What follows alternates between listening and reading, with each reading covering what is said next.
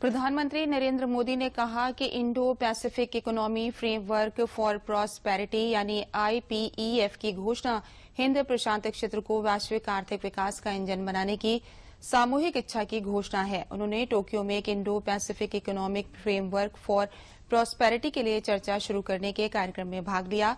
इस कार्यक्रम में अमेरिकी राष्ट्रपति जो बाइडेन और जापान के प्रधानमंत्री किशिदा फूमियो के साथ अन्य साझेदार देश के नेताओं ने वर्चुअल उपस्थिति दर्ज कराई। जो बाइडेन ने क्वाड के सदस्य देशों के साथ Indo Pacific economic framework for prosperity की शुरुआत की।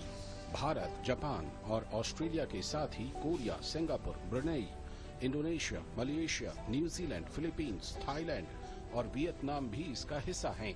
ये देश मिलकर विश्व के सकल घरेलू उत्पाद का 40% हिस्सा साझा करते हैं। So starting today with 13 economies that represent diverse sets of perspectives as we work on pursuing our common goals. That's critical because a key to our success will be the framework's emphasis on high standards and inclusivity. This framework should drive a race to the top among the nations in the Indo-Pacific region.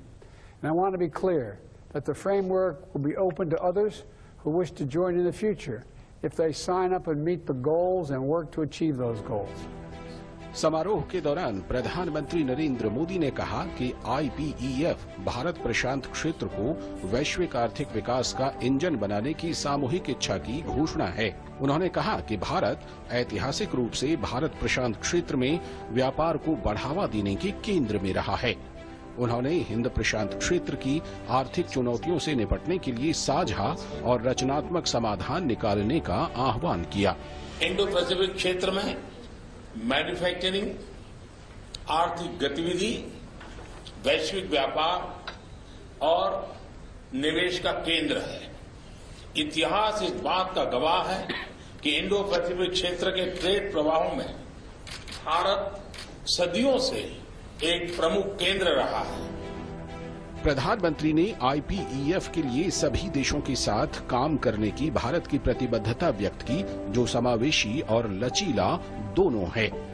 Trust, transparency and timeliness.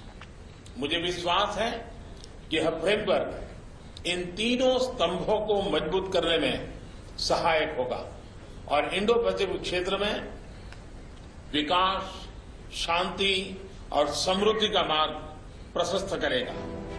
इस दौरान एक संयुक्त वक्तव्य जारी किया गया जो IPEF की प्रमुख बातों को सामने रखती है। इसमें IPEF हिंद प्रशांत क्षेत्र में लचीलापन, स्थिरता, समावेशिता, आर्थिक विकास, निष्पक्षता और प्रतिस्पर्धा बढ़ाने के उद्देश्य से सदस्य देशों के बीच आर्थिक साझेदारी को मजबूत करना चाहता है। भारत एक स्वतंत्र, खुले और समावेशी हिंद प्रशांत क्षेत्र के लिए प्रतिबद्ध है और मानता है कि निरंतर विकास, शांति और समृद्धि के लिए भागीदारों के बीच आर्थिक जुड़ाव को गहरा करना महत्वपूर्ण है।